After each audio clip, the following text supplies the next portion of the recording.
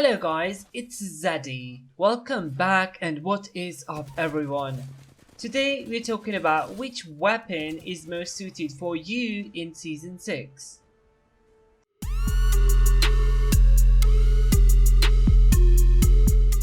As we all know, Season 6 got introduced with many changes to the weapons.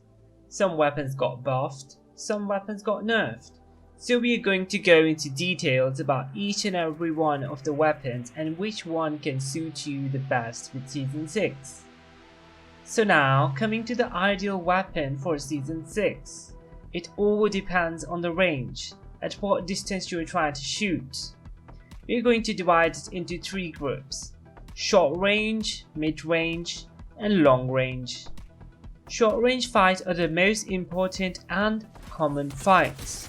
So we're going to talk about it first. The new weapon in the Season 6, Volt SMG, is the ideal weapon for short range, due to its low recoil and high damage, but all that comes at great risk. Basically, due to its low magazine capacity, it is hard to play with. Your magazine finishes up even before you have done sufficient damage to the enemy to knock them down.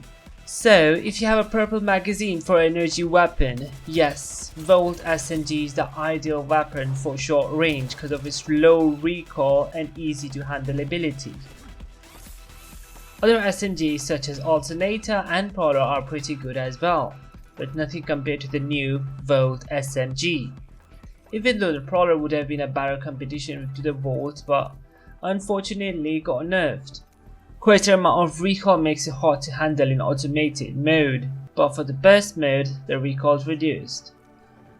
Now coming to the shotguns. For this season, all the shotguns are pretty much balanced. EVA 8 and Mastiff, both are easy to use and get kills with. But there is one shotgun which stands out. After Mozambique got buffed with one more bullet, it is pretty much one of the best on-to-go weapons, but that's very conditional as well. First of all, you must need a hammer point with it, or else it's still one of the worst weapons in the game. And the only right time to use it is when the enemy doesn't have a body shield on. So ideally, Volt SMG and Mozambique makes a very good combination when it comes to short range fights, reducing the HP with Volt and finishing it off with the Mozambique. Now let's talk about the LMGs. As you all know, Devotion got introduced as a normal weapon in this season, but then it got nerfed the next day. But even though if it got nerfed, with the turbocharger it's a pretty good weapon. It does have a huge recoil, but if you can handle that recoil, it's one of the best LMGs in the game right now. Coming to the next weapon, the Spitfire. It is still considered a very good weapon for short range and mid range because of its high magazine capacity and relatively lesser recoil compared to Devotion, especially after they buffed it.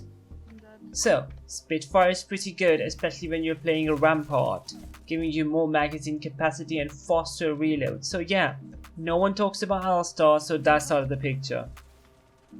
Now for the assault rifles. The Hamlock got buffed and it is pretty badass weapon with the burst fire mode, as it doesn't have that much recoil as it did back then.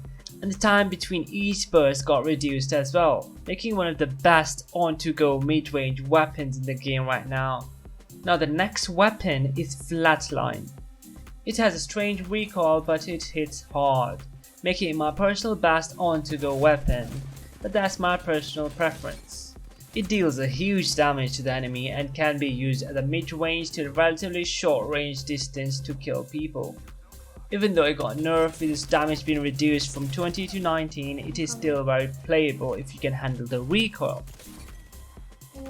The next weapon we are going to talk about is Havoc. Yes, its recoil was a Havoc last season, but fortunately they fixed it this season, making its recoil quite predictable and it can now finally be used. It deals an average damage of 18 per shot, and it is quite controllable if you shoot between 10 meters to 30 meters of range, making it semi-mid-range and semi-close range weapon. Now the G7 Scout. I don't really use it. I barely know people who use it. It is quite a strange weapon per se. It's completely mid-range to semi-long range weapon. And yes, it is not the ideal weapon of course for this season, but it still can be used in certain situations when you don't have any other weapon. Finally, coming to the archery one. Last season, it was given a very funny recoil. But even though it has that recoil, it is still one of the best on-to-go assault rifles right now in the game, and the best mid-range weapons as well. Its recoil is not that strong. It's still doing good amount of damage and its rate is pretty fast compared to other assault rifles. So ideally speaking, if you want to go on full mid-range, it's archery 1. You can always combine it with a certain short range or a long range weapon. Now, finally, coming to the weapons for long range fights. We don't have to talk much about it because it's obvious.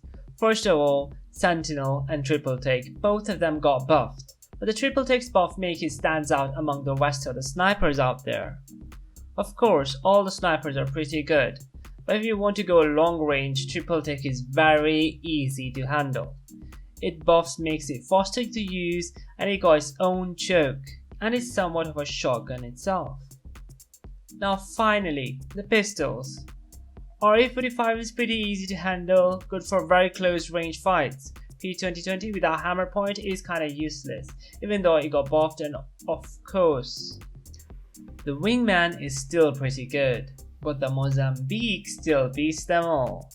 Let me know in the comments which one is your favorite weapon and why you like it the most. Like, share and subscribe and stay tuned guys.